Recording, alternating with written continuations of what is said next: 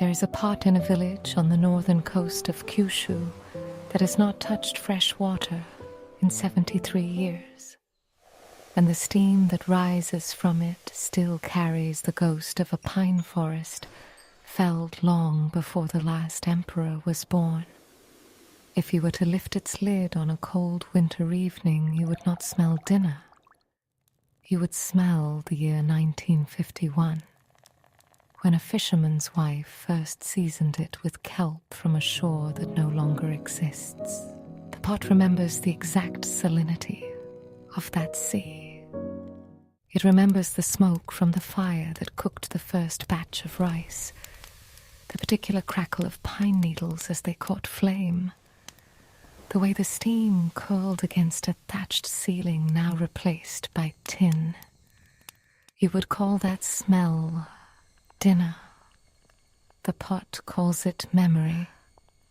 Before we uncover what this pot remembers from that Nagasaki kitchen in 1951, stay with me. Let us explore what science says about the layer of dark, glossy seasoning that forms on aged earthenware. Let us understand why a vessel that never sees soap can hold more truth than a clean one, that pot's dark layers are not dirt. They are a record of every meal it has ever witnessed. If that makes you pause, save this video. You will want to revisit this truth when you next face a seasoned pan. And in the comments, tell me what you think your oldest pan remembers, even if it is just a single meal from years ago. The seasoning on this pot is not grime. It is polymerized oil, a layer of lipids that have cross-linked over decades into a patina as hard as resin. Chemists call it the oleogel layer, a microscopic archive of every fat that has ever touched it. Sesame oil from the summer of '63. Whale fat from a festival that has not been celebrated since the '70s. A whisper of perilla oil from a daughter who moved to Osaka and never came back. The pot keeps them all, each molecule locked in place by time and heat. Here's the beautiful part. This layer is alive. It breathes. When the pot heats, the old fats soften and release volatile compounds into the steam, and the rice that cooks today absorbs flavors from meals cooked before your parents were born. A chef in Fukuoka who inherited his grandmother's nabe once told me that he can taste the difference between a pot seasoned by sea salt from the Japan Sea versus the Pacific Ocean. I did not believe him until I tasted his rice. And I tasted a coastline that no longer exists on the map I carry in my phone. And this is the detail most people miss. The seasoning is not a passive archive. It is an active participant. Every time you cook in a well-seasoned pot, you are not just heating food. You are dialoguing with every cook who came before. The pot responds to the new ingredients by folding them into the old matrix. It learns. It adapts.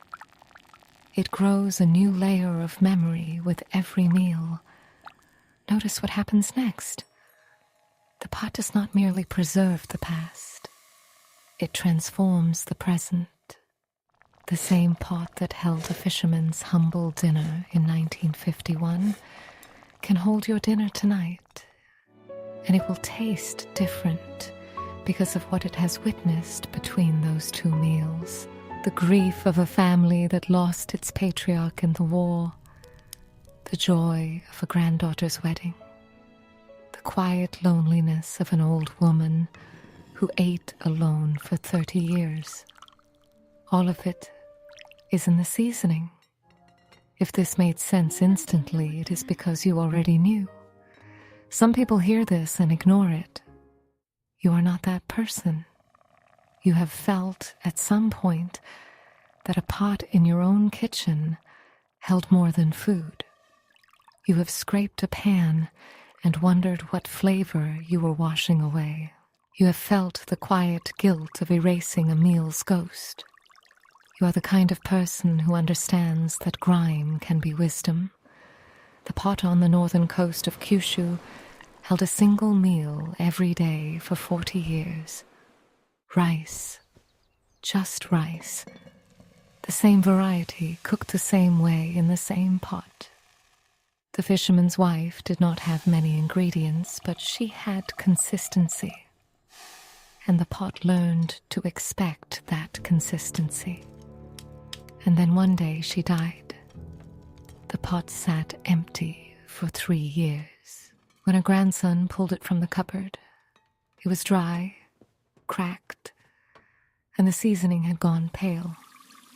He thought it was ruined, but he filled it with water, set it on a low flame, and let it simmer for 3 days. The seasoning did not come back. It was reborn. The new layer that formed after the long silence was different. It was thinner, more fragile. It held the memory of the old seasoning, but not its full voice. The rice that came out of that pot after its resurrection tasted like grief, the grandson said. It tasted like a woman who had been gone too long. The rice tasted like grief because the pot remembered loss.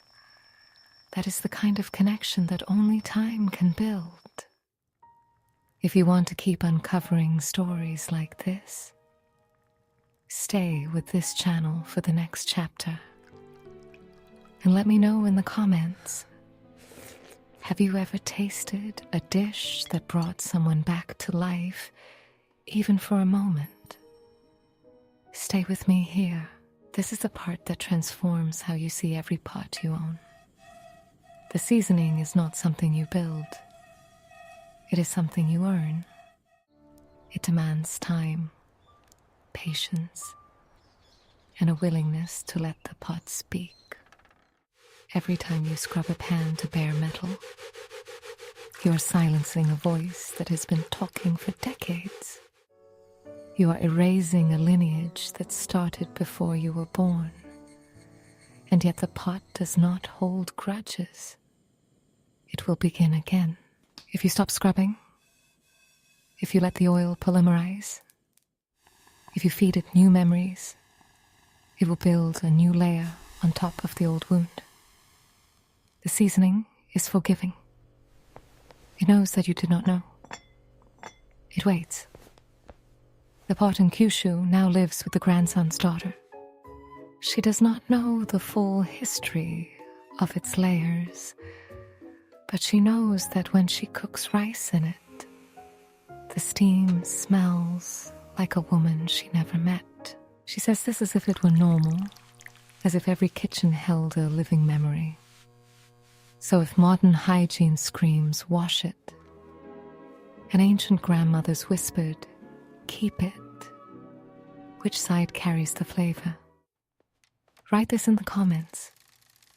At what point did this start feeling personal? There is a reason this pot has never touched detergent. The grandson once watched his mother wash a pan with soap, and he saw the seasoning lift off in gray sheets, carrying with it the taste of his grandmother's last meal. He never forgot the look on his mother's face when she realized what she had done. She cried. The pot did not cry, but it held that memory in every subsequent layer. Every time you scrub a pot to bare metal, you erase a lineage. If you believe some pots deserve to keep their ghosts, share this video.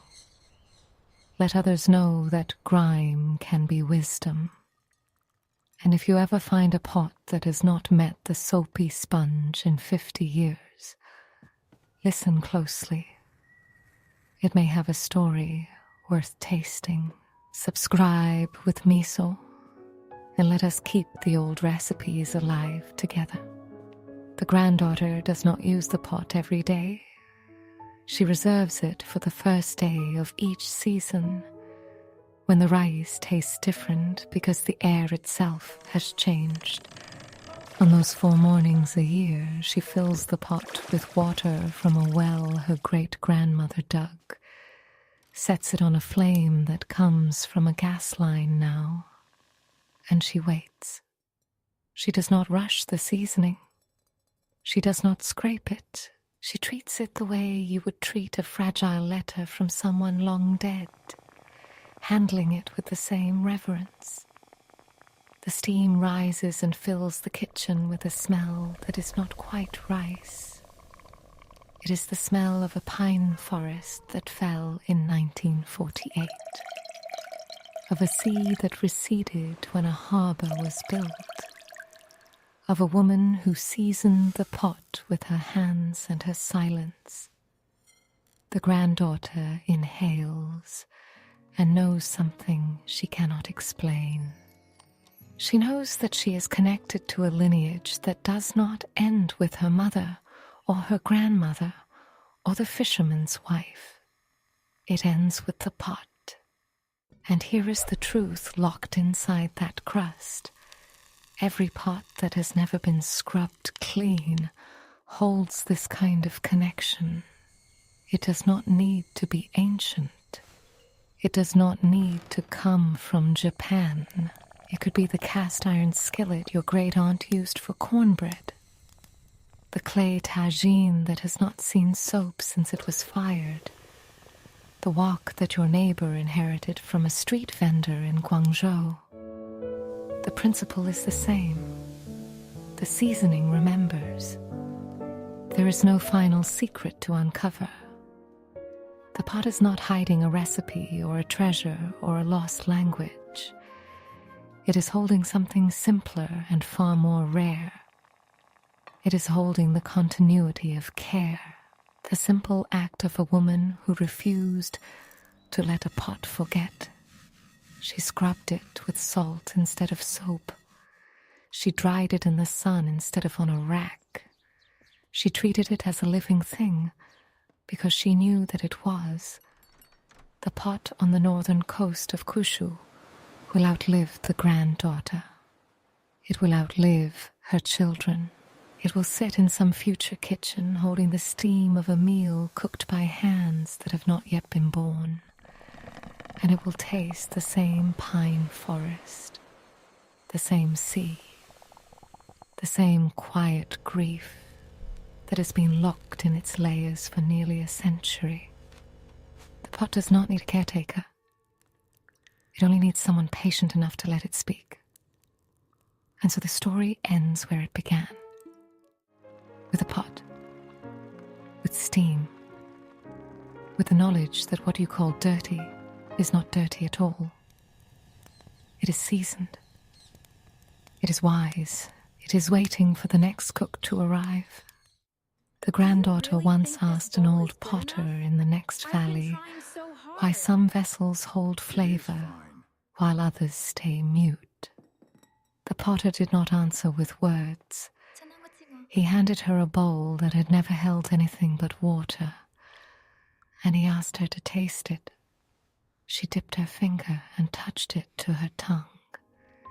It tasted like nothing. Then he handed her a bowl that had held miso soup every morning for 40 years.